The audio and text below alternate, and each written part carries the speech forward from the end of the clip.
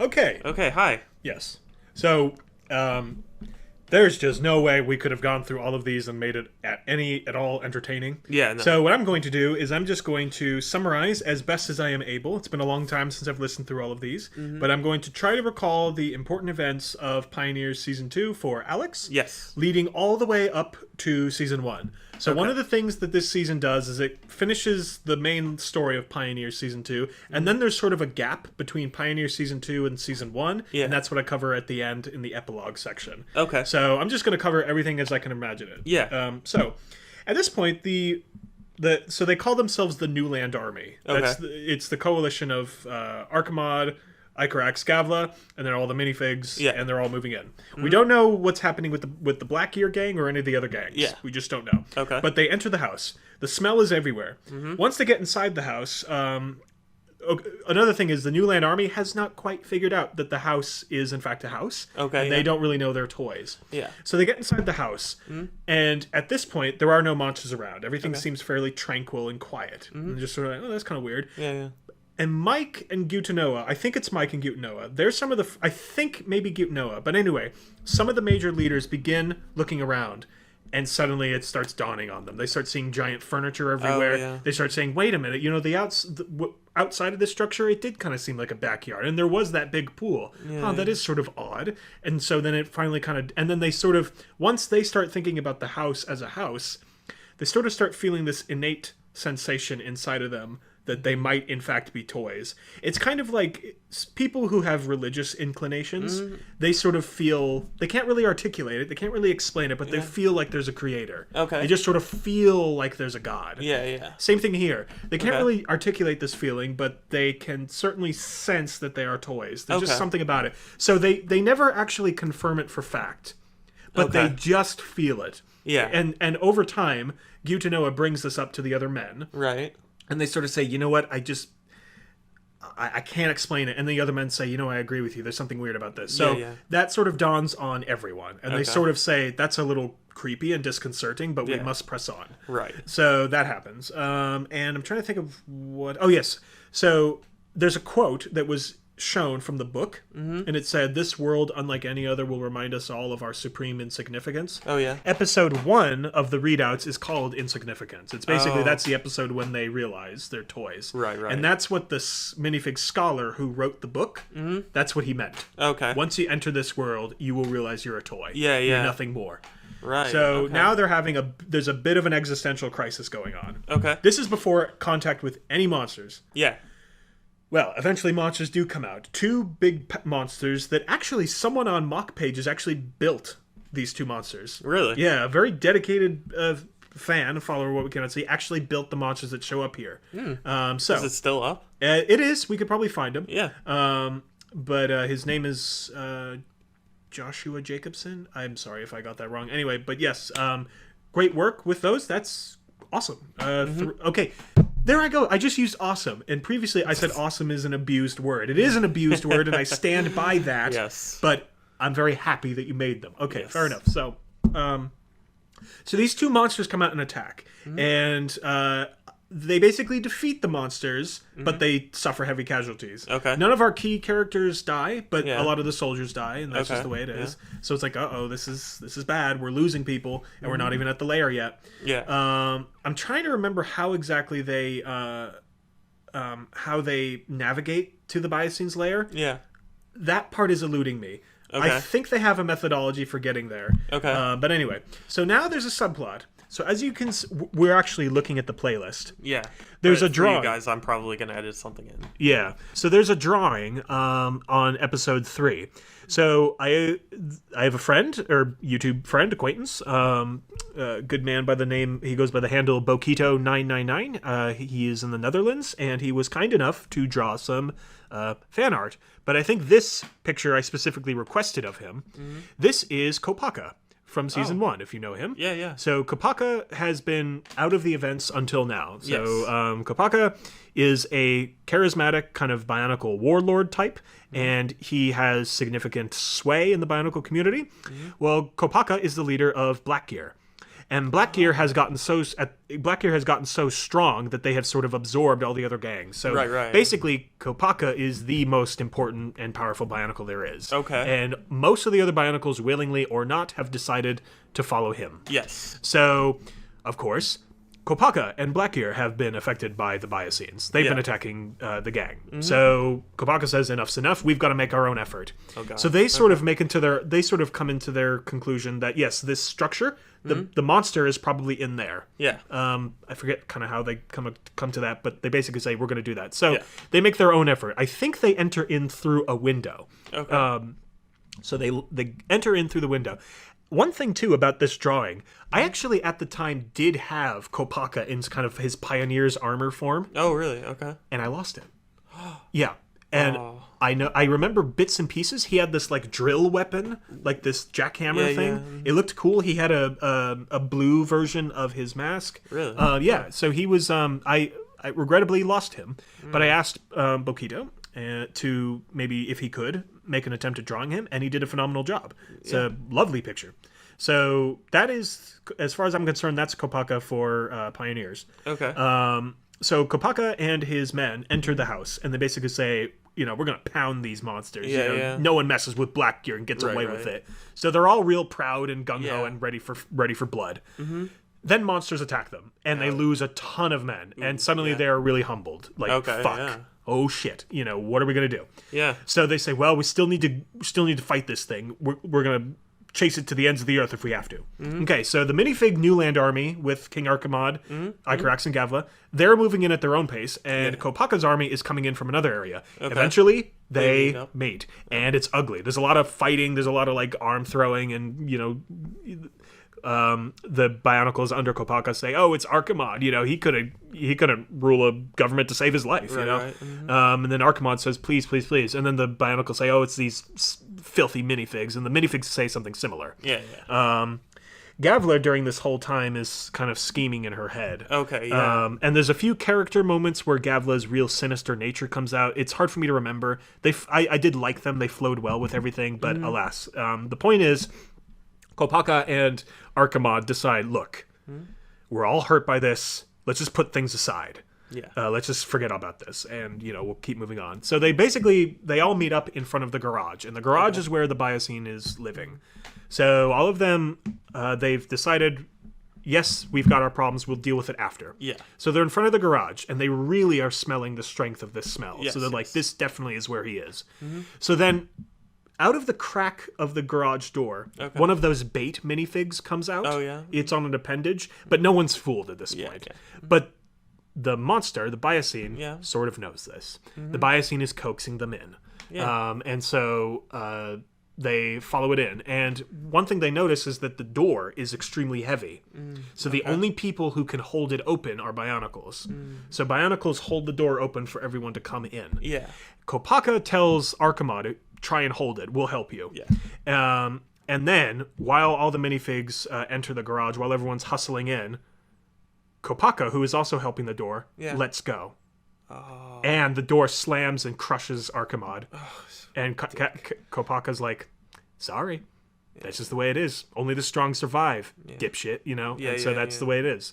And Kopaka, so Archimod's dead. Yeah. But Kopaka comes back and says, I have a gruesome thing to report. There's been a malfunction with the door. So Kopaka actually killed Archimod. Oh, God. And everyone else thinks otherwise. Yeah. Oh, that's awful. Yeah. So this is basically Kopaka's basically saying, I don't like how chummy you're making our race with the minifigs. I don't like this racial cooperation shit. Right, yeah. So off you go. Bionicles are great without the minifigs. Go die. So he's kind of dubious right there. Yeah. But alas, Kopaka, his Bionicles, and now no longer Archimod. It's just Icarax, Gavla, Kopaka's Bionicles, and the Newland army. Okay. So they're inside the garage. Yeah. And the garage is dark. And the smell is there. And they can hear sounds in the center of the garage. They can hear like these little pieces of plastic like banging, like a little chime, wind chime, but it's massive. They're like, what is going on?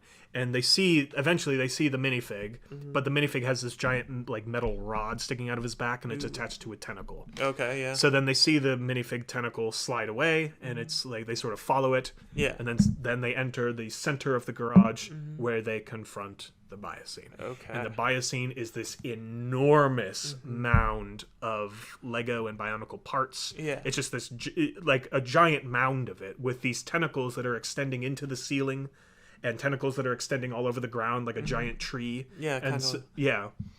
That kind of reminds me of that scene in System Shock 2 when you're like flying through the thing in the first time. Right. Yeah. So I'm not sure if I don't think I played System Shock 2 at the time I wrote this. No, No. I played System Shock 2 after I finished What We Cannot See. Yeah. But it's similar to that. Yeah, yes. no, but that was the visual I got. Yeah. So this is the focal point of all the monsters. They are all coming out of this mound, and this mound has tentacles going into the ceiling, which means this thing is just everywhere in the house. It's entrenched everywhere. Yeah, everywhere, and anywhere they could go in the house, the monsters can reach them. Yeah. So this giant thing at first is not really it's not really attacking them. They're just sort of standing at it, and they're like, "What on earth?" They're just shocked. They just don't know what to do. But there's a little thing going on between the monster and Gavla. There's a mental link established between them because of the power the monster gave her. And the monster says, "Okay, now I'm going to fight them, but I'm going to leave you alive." Something like that. I forget. Like they're like the monster's sort of organizing something. Okay, yeah. However, one of the intended effects, unintended side effects, I should say, of receiving the power from the Bioscene is you slowly begin to understand what Bioscenes are. Oh, okay, You slowly get a sense of what they are, where they came from. And what's sort of hinted at is if this Bioscene gave its power to Gavla, this Bioscene had to have gotten its power from another Bioscene. Yeah. We don't know who that Bioscene is or where it is, but that's that. So, trying to think, where was I? Yes, so Gavla is beginning to put the pieces together. And she's all I say in the readouts is that Gavla is putting these puzzle pieces together. She's connecting the dots and she's seeing where the Bioscene came from, but it's not told to the audience. Okay. All the audience knows through these readouts is that she knows. Okay. So so what the Bioscene is remains a mystery. But one thing that is told to the audience is Gavla learns the Bioscene is the Minifig Scholar. Okay. Yeah. So the Minifig Scholar came to the New Land before anyone else, and a Bioscene in the New Land or somewhere gave it his powers. Yes. And now he's passing its powers on to Gavla. So that's the idea. But Gavla now, she understands how to kill the Bioscene. Oh. And Gavla, being the conniving little snake she is, says, "I'm going to kill you so that I'm the only one with the power in the world." Yeah. So what she does, she actually begins instructing the army on how to kill it. Oh, okay. Yes, and so what she says is she tells basically I think the Bioscene brought the army in to like consume them or eat them, something like that. But Gavla says, "No, I'm going to kill it so that I have the monopoly on this power." Yeah. So Gavla, the way it works is that this Bioscene is so entrenched into the house that if you cut it off from all of its links, if you cut off all its tentacles, it will die. Yeah. It's like feeding off the house, the aura of the house. So there's a big old fight. Gavla says, cut off the tentacles, and then once people start figuring out to cut off the tentacles, then the monster begins defending itself, the Bioscene. So the Bioscene's like, at the base, it's like, the Legos begin to like move aside and monsters kind of birth out of it. Okay, And so they're fighting it, but this thing is going to keep producing monsters until they kill it. So there's a real race against time. Right. They're losing people all around. Everyone is fighting. So it's this moment where both of the races are sort of cooperating towards the same goal, which is kind of nice. But short-lived. Eventually, they actually use the MAM to fire a mortar. It hits one of the tentacles above, and it creates a blast that incinerates a lot of them. Oh. So they managed to knock out a whole bunch from the MAM's cannon. Yeah. And then finally, they cut off all of the tentacles on the ground. So do you remember in season 1 of What We Cannot See, there's discussion, or there's all those like loose pieces lying on the ground? Vaguely, yeah. Do you remember that? Like it's a very unclean, there's like Lego pieces everywhere. Yeah. Pieces of the Bioscene. Oh, okay. So what happens is the Bioscene basically explodes and just flings its parts everywhere. But some of these parts come out in giant chunks. Okay. So everyone's running away from this rain of massive parts, and some people get crushed. Well, among the people who get crushed is Gyutanoa. Oh, okay. So Archimod, who may have been one of the people who could have created a state of cooperation. He's dead because Kopaka killed him, and Gyutonoa is dead because of the falling peace. So the two leaders who showed most willingness to cooperate with one another, they're gone. And now the remainder of the society has to pick things up afterwards, and they're just without those leaders. There's not that sentiment. Right. So.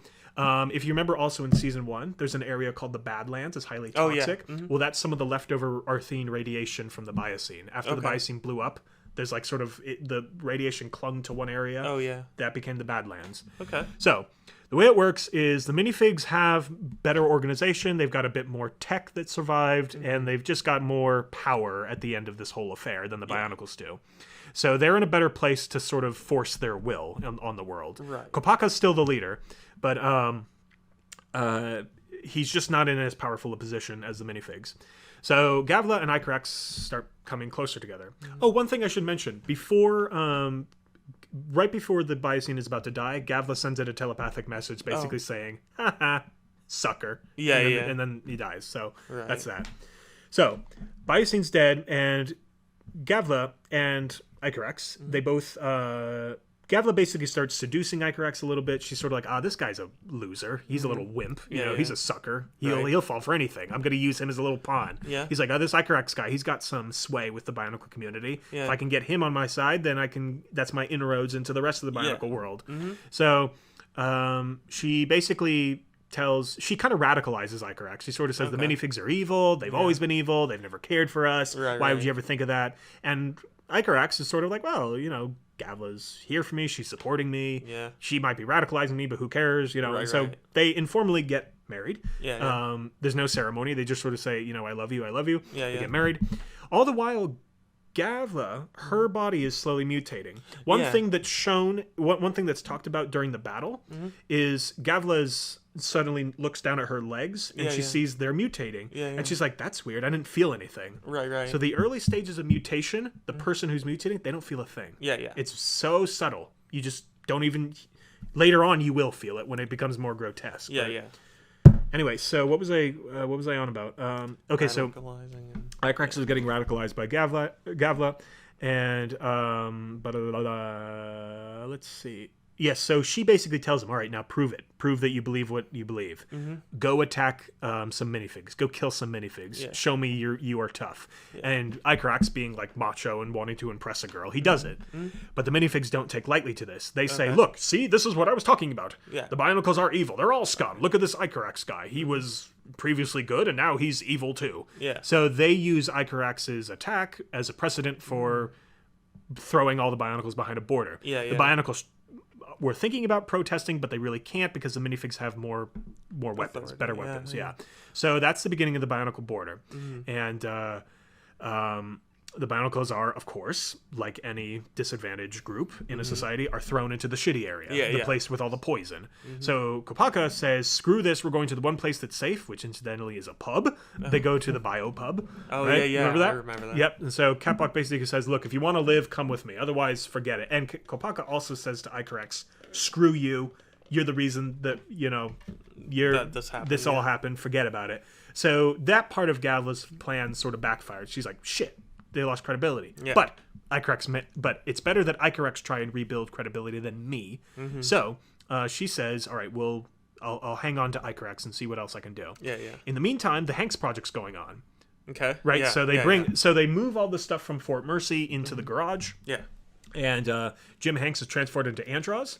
Well, he's transformed into a Bionicle. Then that Bionicle is moved behind the border. They're like, well, I guess it was a success, but what the hell are we going to do with this Bionicle? I don't know. Throw him behind the border. He'll forget about it. Let him suffer. If he dies, he dies. So no big deal. Of course, he doesn't die, and he assumes the name Antros, and he takes up a job as a mercenary. He kind of protects people, and, is like a bouncer for hire. But then eventually... And Antros lost a lot of his memory, but he knows enough to know that the minifigs wronged him in some way. So when Gavla approaches him and says, hey, you want to get back in the minifigs? He's like, hell yeah. You don't even need to pay me. So Gavla says, listen, Icarax, I know things are bad, but I've got Antros here, and I think we can make something really work. And that's her Vengeful Plan, and Vengeful Plan is the first episode, right? Oh, yeah. So that is the end of Pioneers. Interesting. Yes. Okay. So I hope you enjoyed that. Yeah. No, that was good. Much easier than listening to all this. Yeah, I'm sure. But So now they all know they're toys, or they think they're toys. Yeah. It's been established that Gavla is transforming into a Bioscene herself. All of Archimod is dead. Mutano is dead. And yeah, that's now you know. Yeah. Was there anything else? Yeah, I'm trying to think. So, yeah, no, that pretty much answered everything. Good. So now I think you're fully ready to watch season 3, yes. which we'll do on a different day. Yes, on a different day because it's late. Yes. But, it might be tomorrow. I don't know. Okay. Whenever. Cool. All right. Well, thanks all for watching. Yes, thank you. I hope see you again. Yes. Hopefully, at least, yeah. Yes. If we haven't bored you to tears. Okay. Have a good one. Yeah.